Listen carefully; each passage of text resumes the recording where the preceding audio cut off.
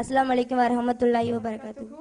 इन्नल मुस्लिमीन मुस्लिमात वल मुमिनीन वल मुमिनात वल हानिदीन वल हानितात वस्वादिकीन वस्वादिकात वस्वाबिरीन वस्वाबिरात वल हासिकीन वल हासिकात वल मुसद्दिकीन वल मुसद्दिकात वस्वाइमीन वस्वाकिमात वल हाफिलीन वल हाफिरात वल वल हाफिलीन फुरूजुकुम वल हाफिलात वदाकिरीन अल्लाह कसीरन वदाकिरात अदल्लाह लहु मगफिरतन वअज्रुन अलीमा।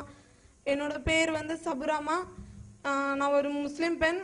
என்னோட ஊர் வந்து பெரியகுளம். எனக்கு வந்து அப்பா அம்மா கூட பிறந்தவங்க சகோதரர் 3 சகோதரர்கள் ஒரு சகோதரி இருக்காங்க. நான் வந்து சுன்ன ஜமாத்தில் 3 வருஷம் ஆலிமா படிச்சுட்டு இருந்தபோது நான் வந்து ஒரு இதுவாகவே எடுத்துக்கவே மாட்டேன். முஸ்லீம்னா ஃபர்தா போடணுமா அப்படியா இப்படியாண்டிகிட்டே இருப்பேன். யார் என்ன சொன்னாலும் நான் வீட்டில் கேட்கவே மாட்டேன். ஒரு திமிரா நடப்பேன். நீ என்ன சொல்கிறது நான் என்ன கேட்குறதுன்ட்டு இருப்பேன். அப்படி இருக்கும்போது காலையில் மதரசாவுக்கு போவேன், சாயந்தரம் வந்தால் டிவி பார்ப்பேன், பாட்டி கேட்டுகிட்டே தான் உட்காந்துட்டு இருப்பேன். அப்படி இருக்கும்போது தான் வீட்டில் எல்லாம் சொல்லுவாங்க எப்படின்னா டிவி பார்க்காதாம்பாங்க. நான் இல்லை, நான் அப்படி தான் நான் டிவி பார்ப்பேன், நீ என்ன சொல்கிறது அப்படின்ட்டு கேட்டு நான் டிவி தான் பார்ப்பேன். டிவி பார்த்துட்டு ஹோம்ஒர்க் பண்ணுவேன். இப்படியே பண்ணிகிட்டு இருக்கும்போது டிவியில் உள்ள மாதிரியே ரொம்ப டிவி அதிகமாக பார்க்கும்போது டிவியில் உள்ள மாதிரியே நானும் காதல் வலையில் சிக்கிக்கொண்டேன். அப்படி சிக்கியிருக்கும் போது தான் எனக்கும் பக்கத்து வீட்டுக்காரவங்களுக்கும் காதல் ஏற்பட்டுச்சு. அப்படி ஏற்பட்டு இருக்கும்போது தான் கொஞ்ச நாள் அப்படியே மதரசாவுக்கு போயிட்டு வந்துட்டு இருந்தேன். மதரசாவுக்கு போயும் கூட கொஞ்சம் அம்மா வீட்டுக்கு தெரிய ஆரம்பிச்சது. வீட்டுக்கு தெரிஞ்சோன்னே எல்லாம் கண்டிஷன் பண்ணாங்க, அப்படின்னா பண்ணக்கூடாதுமா, நம்ம மார்க்கத்தில் யாருமே இப்படி செய்யலை, இந்த மாதிரினா பண்ணாத, வேண்டாம் அப்படின்னு சொன்னாங்க. நான் இல்லை, நான் அப்படி தான் பண்ணுவேன் சொல்லவும் என்னை அடித்தாங்க, ரொம்ப இது பண்ணாங்க. அப்படி இருந்தும் நான் கேட்க மாட்டேன்னு சொல்லிட்டேன். நான் இப்படி தான் நான் பண்ணுவேன் அப்படின்னு, அவங்கள தான் கட்டுவேன் அப்படின்னு சொல்லிட்டு ரொம்ப பிடிவாதம் பண்ணேன். அப்படி பண்ணிட்டு இருக்கும்போது தான் இடையில என்ன ஆயிடுச்சுன்னா வீட்டில் நிச்சயம் பண்ணுறதுக்கு ஏற்பாடு பண்ணாங்க. நிச்சயம் பண்ண ஏற்பாடு பண்ணும்போது நான் என்ன பண்ணுறேன், நான் அவங்கள கல்யாணம் பண்ணிக்கிட்டேன். ஒரு ஹிந்து கோயிலை வச்சு நான் கல்யாணம் பண்ணிட்டேன். கல்யாணம் பண்ணி 8 வருஷம் ஆச்சு. வாழ்ந்துட்டு இருக்கும்போது எல்லாரும் சந்தோஷமா இருக்க மாதிரி தான் ஆரம்பத்தில் நானும் சந்தோஷமா இருந்தேன். எனக்கு முதல் குழந்தை பிறந்து கொஞ்ச நாளையில ஒரு அதிர்ச்சிக்கு மேலே அதிர்ச்சி ஏற்பட்டது. முதல்ல என்னை வந்து குடிச்சிட்டு வந்து என்னை அடிக்க ஆரம்பிச்சாங்க. நான் அதுக்கு மேலேயும் நான் ஒன்றும் சரி நமக்கு யாரும் இல்லை, போக முடியாது, கொஞ்சம் அனுசரித்து தான் போகணும்னு சொல்லிட்டு அப்பயும் நான் கொஞ்ச நாள் அங்கேயே தான் இருந்தேன். அப்படி இருக்கும்போது திரும்பி எனக்கு 2வது குழந்தை பிறந்தது. அப்பயும் அந்த மாதிரி தினம் வந்து குடிச்சிட்டு அடிச்சுட்டே இருப்பாங்க. தாய் தப்ப எனக்கு யாருமே பேச மாட்டாங்க. அப்படி பேசாம நம்ம எங்க போறதுன்னு தெரியல. அதனால நான் கொஞ்ச நாள் அனுசரிச்சுக்கிட்டே தான் இருந்துட்டு இருந்தேன். திரும்பி எனக்கு ரொம்ப வந்து அவங்க டார்ச்சர் அதிகமாக கொடுக்க ஆரம்பிச்சாங்க. அப்படி கொடுத்துட்டு இருக்கும்போது தான் வேண்டாம், சரி இந்த ஊர் வேண்டாம், வெளியூருக்கு போனாலும் கொஞ்சம் திருந்தி இருப்பாங்கன்னு பக்கத்தில் ஒரு ஊருக்கு போயிருந்தோம். அந்த ஊரில் போய் இருந்துட்டு இருக்கும்போது ரொம்ப டார்ச்சர் அதிகமாகிருச்சு. என்னால் தாங்கவே முடியல. அப்போது நான் சூசைட் பண்ணுற அளவுக்கு நான் போயிட்டேன். சூசைட் பண்ணிவிட்டு ஹாஸ்பிட்டலில் நான் இருந்தேன். திரும்பி நான் அம்மாவை பார்க்கணுன்னு எனக்கு ரொம்ப ஆசை வந்துருச்சு.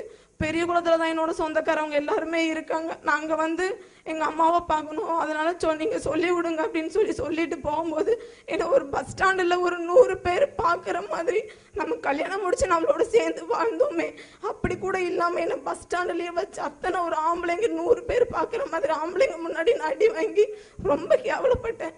இதுக்கு மேலே நம்ம வாழணும் அப்படின்னு நினச்சி நான் ரொம்ப வேதனைப்பட்டு சரி நீ உங்களோட நான் வாழ மாட்டேன்னு சொல்லிட்டு என்னோட 2 குழந்தைங்களை கூட்டிட்டு நான் பெரிய குளத்துக்கு வந்தேன். பெரிய குளத்துக்கு வந்தபோது தான் நான் எல்லார்கிட்டையுமே சொன்னேன், இந்த மாதிரி நான் ரொம்ப இந்த மாதிரி வாழ்க்கையில் ரொம்ப நான் பாதிச்சுப்பட்டேன், எல்லாரும் என்ன மன்னிச்சிருங்கன்னு சொல்லவும் எங்கள் அம்மா அவங்க ஏற்றுக்கல. அப்போ பெரிய குளத்தில் ஜமாத்தில் தான் என்னை வந்து ஏற்றுக்க வச்சாங்க. அப்போ தான் நான் ரொம்ப உணர்ந்தேன். அப்போ வந்து எனக்கு இந்த குர்ஆன் வசனங்கள் எதுவுமே எனக்கு தெரியல. 3வது அத்தியாயத்தில் அல்லாஹ் தஆலா 3வது அத்தியாயம் 87வது வசனங்களில் சொல்கிறான், உலாயிக ஜஸாவுக்கும் அன்னா அலைஹிம் லஅனத்துல்லாஹி வல் மலாயிகத்தி வன்னாஸி அஜ்மஈன்.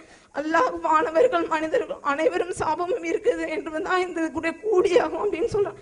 அதே 89வது வசனத்தில் சொல்கிறான், அந்த சாபத்தில் அவர்கள் வந்து நிரந்தரமாக இருப்பாங்க, அவர்களுக்கு இந்த வேதனை லேசாக்கப்படவும் மாட்டாது, இந்த வேதனை அவருக்கு வந்து அவகாசமும் அளிக்கப்பட மாட்டாதுன்னு. அப்புறம் அல்லாஹ் தஆலா என்ன சொல்கிறான் பாருங்களேன், இந்த தன்னுடைய பாவத்தை உணர்ந்து யாரேனும் தன் பாவத்தை உணர்ந்து தன்னை சீர்திருத்தி கொள்வார்களாய் அல்லாஹ் மன்னிக்கவனாக இருக்கின்றான், தன் மன்னிப்பவனாகவும் நிகரற்ற அன்புடையவனாக இருக்கின்றான் என்று. அப்பதான் நான் ரொம்ப உணர்ந்தேன், நம்ம இவ்வளோ தப்பு பண்ணிட்டு நம்ம இந்த நிலைமைக்கு வந்து உட்காந்துருக்கோமே அப்படின்னு நினச்சி நான் ரொம்ப கவலைப்பட்டேன். அதுக்கு பிறகு எங்கள் அம்மாவை ஏற்றுட்டாங்க. என்னை ஏற்றுக்கிட்டாங்களே ஒழுங்கான என் குழந்தைங்களை ஏற்றுக்கல. ஏன்னா என் குழந்தைங்க காஃபிருக்கு பிறந்ததுன்னு சொல்லிட்டு என் குழந்தைங்களை ஏற்றுக்க மாட்டேன்ட்டாங்க. அதில் ரொம்ப நான் வேதனைப்பட்டேன். அப்புறம் எல்லாரும் சொல்லவும், அப்படி நான் செய்யாதீங்கம்மா, வேண்டாம், எந்த குழந்தையா இருந்தா என்ன, அல்லாஹ் படைச்சாம்மா அந்த குழந்தைய, அதனால நீங்கள் வந்துட்டு குழந்தைய ஏத்துக்கங்கன்னு சொன்னோமே, இல்லை எங்க வீட்டுல இன்னும் 4 பிள்ளைங்க இருக்காங்க, அதனால நான் அவங்கள வந்துட்டு கேள்விக்குறியாய் போயிடுவோம், அதனால நான் வந்து ஏத்துக்க மாட்டேன் அப்படின்னு எங்க அம்மா ரொம்ப பிடிவாதம் பிடிச்சாங்க. அப்புறம் எங்க மாமா தான், இல்லை நான் பாத்துக்கிறேன் எல்லா பிரச்சனையும் அப்படின்னு சொன்னாங்க. அப்படி சொல்லிட்டு இருக்கும் போதுதான் நான் அம்மா ஒருத்தவங்க மூலியமா வந்து இங்க தாவா சென்டர்ல வந்து நான் வந்து சேர்ந்தோன்னே இங்க வந்து வெளியே எவ்வளவோ தெரிஞ்சாலும் இங்கே வந்து நான் நிறைய விஷயங்களை வந்து நான் தெரிஞ்சுக்கிட்டேன். என்ன மாதிரி எத்தனையோ பெண்கள் வந்து வெளியே சீரழிஞ்சுக்கிட்டும் இன்னைக்கு எனக்கு மேல வேதனைப்பட்டுட்டு ஒவ்வொரு பெண்களும் இருக்கத்தான் செய்யறாங்க. அவங்களுக்காக நான் ஒவ்வொரு நேரமும் அழுது நான் துவா செய்யறேன். என்ன மாதிரி எத்தனையோ பெண்கள் வந்து இப்ப சிக்கி கொண்டு இருப்பாங்க. அந்த பெண்களுக்கு நான் ஒண்ணு சொல்ல விரும்புகிறேன், எல்லா பெண்களும் வந்துட்டு என்ன மாதிரி ஆகக்கூடாதுன்னு நான் துவா செய்யறேன். ஏன்னா வந்துட்டு வீட்டுல டிவி பாக்குறது, வெளியே ஒரு அந்நிய ஆண் பேசினா கூட தயவு செய்து அவங்களோட பேசாதீங்க, சிரிச்சு பேசாதீங்க, ஒரு முகத்தை கடுமையா வச்சு அவங்ககிட்ட பேசுங்க. தாய் தம்பிட்ட வந்து உடனே சொல்லுங்க. அந்த மாதிரி என்கிட்ட வந்து ஒரு பையன் பேசுறான், உடனே தாய் தம்பிட்ட சொல்லுங்க, சொல்லாம மறைக்காதீங்க.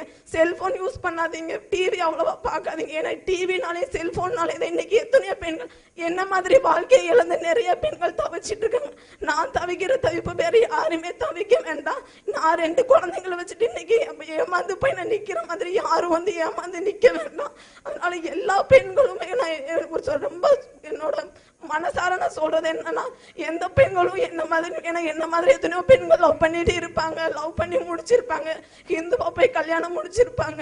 அவங்களுக்கு எல்லாம் ஒண்ணு சொல்லிக்கிறேன், இந்துவா போய் கல்யாணம் திரும்பி அல்லாஹ் நம்மளை மன்னிக்க கூடியவனாக இருக்கிறான் என்று திரும்பி அல்லாஹ் கிட்ட பாவ மன்னிப்பு கேட்டுட்டு திரும்பி நீங்க இஸ்லாத்துக்கே வந்துருங்க. வேண்டாம் என்ன மாதிரி எந்த பெண்களும் வந்து இந்த மாதிரி ஆக வேண்டாம்னு எல்லாரும் எனக்காகவும் என் குழந்தைகளுக்காகவும் துவா செய்யுங்கன்னு சொல்லி என் உரையை நான் முடித்துக் கொள்கிறேன். வாகிர் தகவான் அல்ஹம்துலில்லாஹி ரப்பில் ஆலமீன். அஸ்ஸலாமு அலைக்கும் வரஹ்மத்துல்லாஹி தஆலா.